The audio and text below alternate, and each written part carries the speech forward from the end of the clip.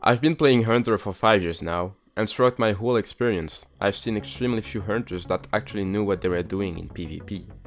I have acquired a lot of knowledge, whether it's in World PvP, duels, pitches, or pre-mates throughout my journey, and even though I've been playing for so long, it still feels as fresh as the first time I started playing Hunter. The class is a lot of fun, thanks to its versatility, high mobility, trap mechanics, and insane burst damage. But before we get into the advanced mechanics of the class that allow you to bury all opponents in your wake, you must first understand how the Hunter should be played and why it should be played like that. That's what led me to creating this guide, to allow you to discover the delight of playing Hunter in Vanilla WoW.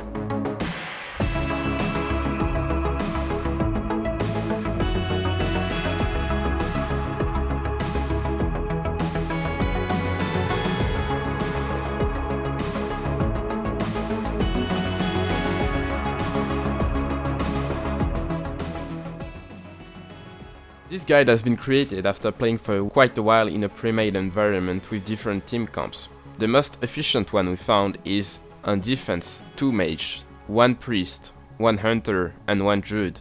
On offense, 1 warlock, 1 warrior, 1 priest, 1 rogue and 1 shaman or paladin. I use this team comp as a base, but the guide can be adapted to different team comps. I would highly recommend you watch OG's Guide to Warsong Premade for an overview and then come back to this video if you are not familiar to the premade environment.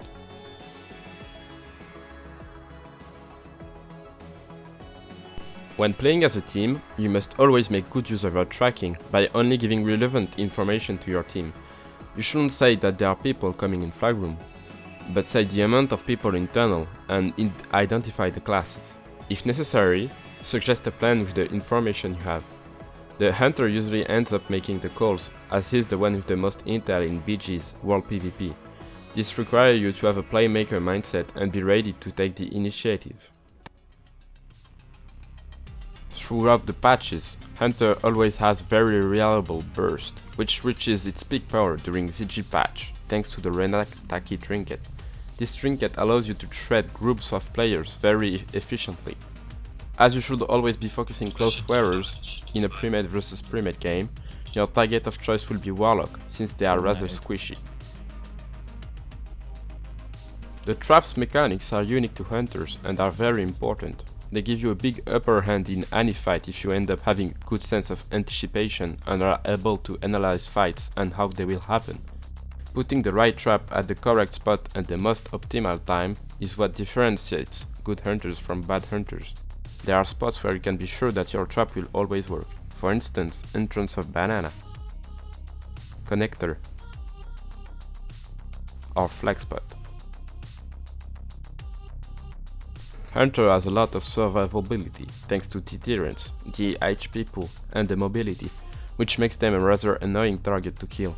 Forcing your opponents to focus you by dumping pressure on them is one of the best things a Hunter can do. Your tankiness and ability to kite can cause opponents to pump resources into you, allowing the rest of your team, such as your casters, to freely damage the enemies sitting on you. Good positioning is crucial on this. Since pets have a large health pool, high mobility and resistance to spells if you spec properly, the enemy team will rarely bother to kill it. They will either CC it or just let it roam freely. A good use of your pet is putting it on the rogue or druid before it stealths. If you can't Hunter's mark, the pet will find the stealth target and attack it until you pull it back or it dies. The main use of it in group fights is putting it on healers to cause pushback on spellcasts, or keeping it on a rogue to not lose track of them and prevent them an opener. You can also use it as a damage boost, but I'd recommend that only if Lupus is not nerfed. It won't be really worse otherwise. Aspect of the cheetah and aspect of the pack are the most powerful spells for a Hunter. It's what gives the Hunter the ability to harass opponents by staying out of danger zone. You must be very careful when using cheetah or pack, as getting dazed will most likely result in you dying. If you use cheetah properly, the outcome can be devastating for the enemy team. Now to summarize, if you play Hunter, you must remain as elusive as possible by using the very powerful 41-yard range and its constant high mobility. You must have a good sense of anticipation and be able to know the outcome of fights before they happen. You must be able to make good calls for your team, which means that you must have a good team spirit. You must also be able to know your opponent's next move and consequently put down consistently good traps. You must always focus close wearers. Warlocks will be your favorite target, as they lack a survivability CD. You must make good use of your pet, knowing when it is time to put it on the target you want to take down for extra damage.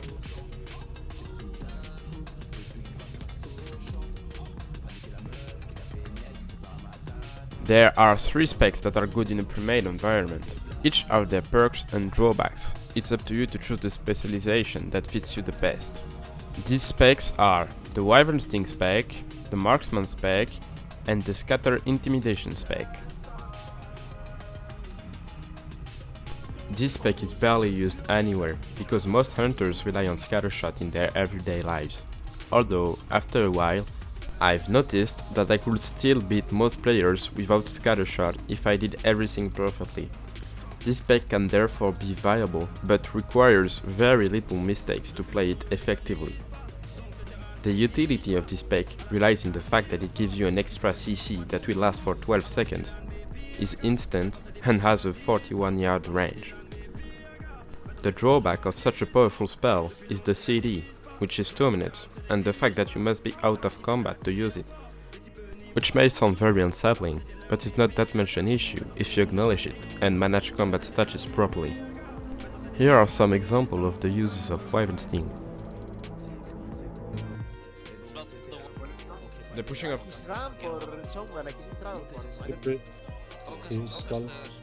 Don't touch shaman, don't touch shaman. Shaman please. Shaman, priest. Priest is here. I stunned the priest, they could both die, Come on, kill the monkey ninja. I'm healing. Kill shaman, good kill shaman. I'm trapping him, don't. Oh. Reflare. Yeah. Come with them, come. I need to Delay. run, man. We're combat bot, like... Wyvern Sting, FC. Go. Let's go. Is Wyvern Sting. Yeah, but you need it to Wyvern 60. No, Will of the Forsaken. We're gonna die, yeah, see, we're just gonna die. You need it to Wyvern 60. I'm CS. Fuck. He's getting big damage, he's healthy. I'm casting. Go. Come on! Oh, fuck. Dude, can I get this? Build anyone. Fail? Can I this? Yeah, sorry. Oh, he jumped towards me. He's tunnel. I'm He's gonna going down tunnel, he's going down tunnel.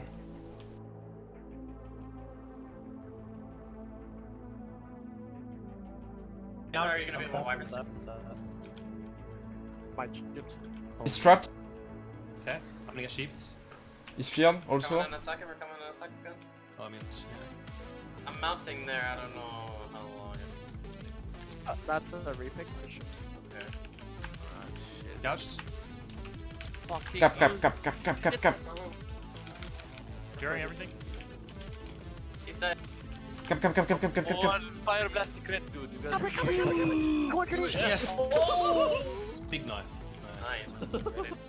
As you can see, it's a great tool to catch druids as long as they don't have a dispeller with them.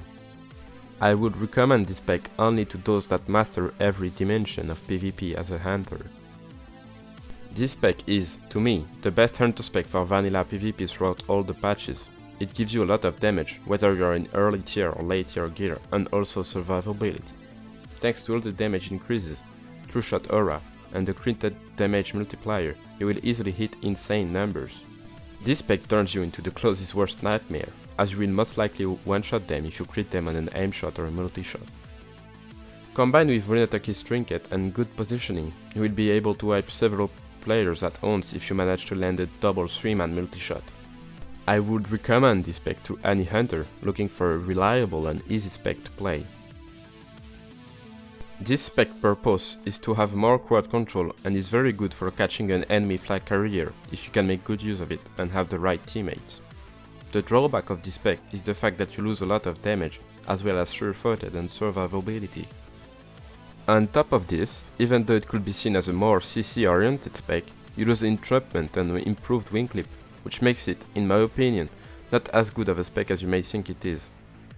This spec can be great if you're playing into people with late game gear and you yourself don't have access to such luxuries. I would recommend this spec to any hunter looking for a new challenging way to play. This is the way I think Hunter is best played in a pre-made environment. This can change depending on the enemy team composition. Sit at the top of tunnel and watch your tracking. Do not let anyone pass. Always have skull ready in case you get helmed. Once you are CC'd, the opponent will most likely be able to pick the flag. You must destroy close wearers. In this case, it will most likely be a mage. Pick the fight with the mage as early as possible, since the closer he gets, the closer the stealth enemy druid gets. A good thing to do to know when the enemy druid will be able to pick is simply watch your own druid's location on the map. If he's getting close to flag room, then enemy druid will most likely be getting close to flag room as well. You must be in flag room when druid is picking. Try to CC him as much as possible. If he sits in bear form, only a caster will be able to kill him. Unless Perplexity is on your team, of course. Once a healer is with the druid, you should focus on CCing the healer rather than killing druid, as you won't be able to pull out a lot of damage on the druid. Both FCs pick the flag and are crossing. Your first concern is getting the location of the enemy rogue. You must not let him reach roof or your druid. Once you've done that, you can focus on pinning your druid until he gets to the roof. As usual, focus closes, warlock preferably. Now, depending on your team composition, and if the rogue got to roof or not, you can start pinning in middle and earn time for your team. Of course, this is more efficient if your defense team comes with you, but do not get caught. Pressuring mid is extremely risky for this reason.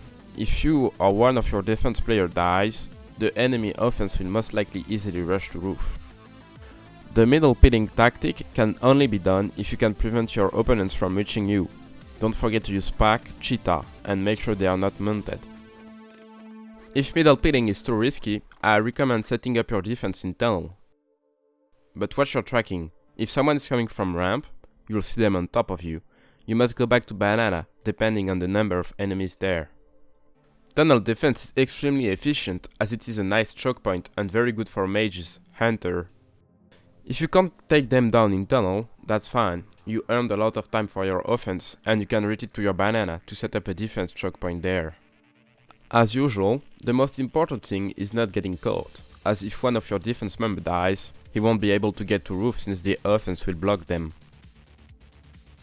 This fight can get very tricky and messy if your team defense doesn't communicate efficiently, since your offense team will be communicating at the same time, which can cause mayhem. Before the fight, always keep flare up at the entrance of banana and put a frost trap down as well to slow all your opponents. They will most likely use fab to counter that. But that's okay, your priest will watch for that and dispel those. As a hunter, it is much easier for you to focus closes. The warlock will be very easy to kill, so tell your defense team to focus the closes first, as it makes a big difference for you. For trinkets, the most efficient one will be Renata Key and Blacksmith Trinket, as you will be very weak to fears, and since the enemy team will be stacked, a multi-shot reset multi-shot combo will destroy them. You should have rocket boots and fab ready, as if the opponents use those, it will be hard for you to follow otherwise. You need to analyze the situation and know if your druid should jump down or not, depending on banana's situation.